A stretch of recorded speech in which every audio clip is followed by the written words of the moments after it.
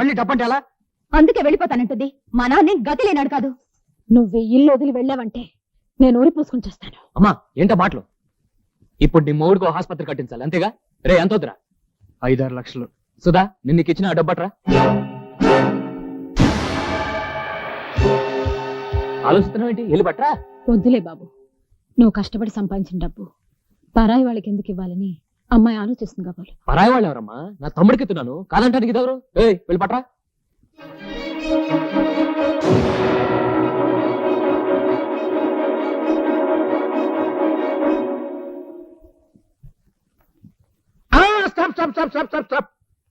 మా sister hand చాలా గొప్పది.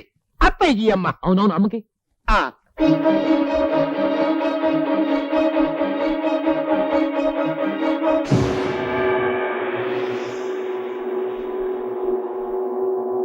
బాబు టైం ఎంత అయింది? చెప్పు. కరెక్ట్ గా 1 నిమిషం తక్కువ అమ్మా. 12కి. ఏం దేనికమ్మా? 12 దాటితే వజ్యం వస్తుంది అందుకని. ఏమండి, నాకు చిన్న ఐడియా వచ్చింది. ఏంటది? ఈ డబ్బుతో ఎక్కడో పట్నంలో 100 ఆసుపత్రుల మధ్య మీ తమ్ముడు గారు 101 ఆసుపత్రి పెట్టడం మంచిదంటారా? ఒక్క ఆసుపత్రి లేని మన ఊళ్ళో నాగమణి ధర్మాసుపత్రి అని మీ అమ్మగారి పేరు మీద ఆసుపత్రి పెట్టడం మంచిదంటారా? నాగమణి ధర్మాసుపత్రి? అవునండి, మీ అమ్మగారి పేరు మీద ఆసుపత్రి పెట్టి మీ తమ్ముడు 10 మందికి ప్రాణభిక్ష పెడుతుంటే ఈ చుట్టుపక్కల ఆవిడికి ఎంత పేరు, ఎంత గౌరవం, మనకెంత తృప్తి. బంతి మొక్క ఎంత మంచి మాట చెప్పావే. చూసామని పెద్ద కోటలు తెలివితేటలు. కానీ బాబు, ఈ ఊళ్ళో ఆసుపత్రి పెట్టడం వాడికి ఏడ్చాడు. ఆడికేం తెలుసమ్మా? నీ పేరు మీద ఆసుపత్రి మనోళ్ళు బంపరు శంకుస్థాపనకి ఏర్పాటు చేస్తాను. రెడీగా ఉండండి.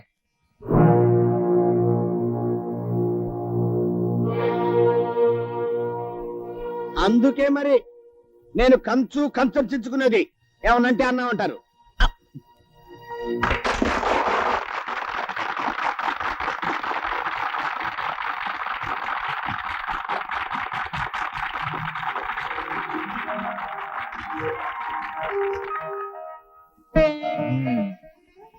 కంగారు పడకుండా రాత్రి చెప్పిందంతా చెప్పండి. నా కోడిగుడ్లో తెలుసానా? నా కంగారటే ఓరెత్తిచ్చేతాను. మన వాళ్ళు చెప్పేది ఏంటంటే ఆసుపత్రి అన్నమాట. మీకు తెలుసు నేను పెద్దగా చదువుకోలేదని, కానీ మా తమ్ముడు మాత్రం డాక్టర్ చదివాడు. ఆడు పట్టణంలో ఆసుపత్రి పెడతానంటే మా ఆవిడ ఈ ఊళ్ళోనే మా అమ్మ పేరుతో ఆసుపత్రి కట్టమంది. అంచేత నాగమణి ధర్మాసుపత్రిని మా అమ్మ పేరు మీద ఆసుపత్రి కట్టిస్తున్నాను.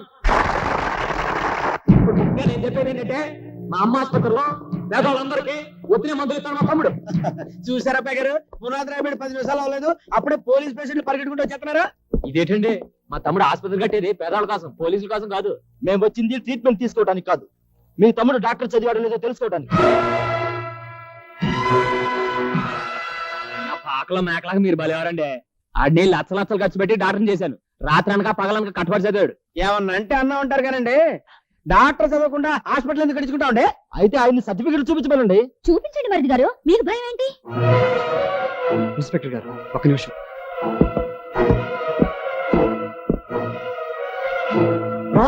ఎంత ధైర్యంలో నీకు? నా తమ్ముడు మీద సైజు. ఇన్స్పెక్టర్ గారు, మా మరిది గారిని ఎందుకు కొట్టారు? ఆయన ఏమైనా దొంగ, హంతకుడా? అవును, ఎంబీబీఎస్ చదవకుండా డాక్టర్ అని చెప్పుకుని తిరిగే దొంగ రేపు చేతగాని వైద్యం చేసి ప్రజల్ని చంపి హంతకుడు కూడా అవుతాడు. ఈ విషయాలు ఎవరికి చెప్పొద్దని నాకు లంచం ఇస్తా అన్నాడు. అందుకే లాక్కొట్టాను. ఇటువంటి సంగతులను ఊరికి వదిలిపెట్టకూడదు. Constable sir, take him. SI గారు, మీ కాళ్ళు అట్టుకుంటాను, వాడిని అరెస్ట్ చేయకండి. ఇంతవరకు మా కుటుంబంలో పోలీస్ స్టేషన్కి ఎవరు వెళ్ళలేదు. మా మరిది చేసిన వెధవ పనికి మా అత్తయ్య గారు చూడండి ఎంత సిగ్గుపడుతున్నారు. వాడిని అరెస్ట్ చేస్తే మా అమ్మ తట్టుకోలేదు. ఈ తప్పు కాయండి, వాడికి నేను బుద్ధి చెప్తాను. మా అమ్మే దొట్టు.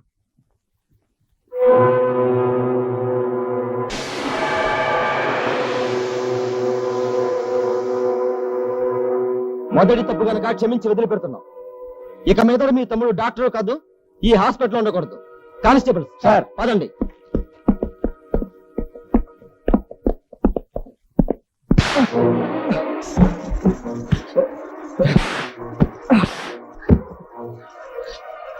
దరిద్రుడా, నువ్వు చదవలేదని బాధలేదు, డబ్బు పోయిందని బాధలేదు.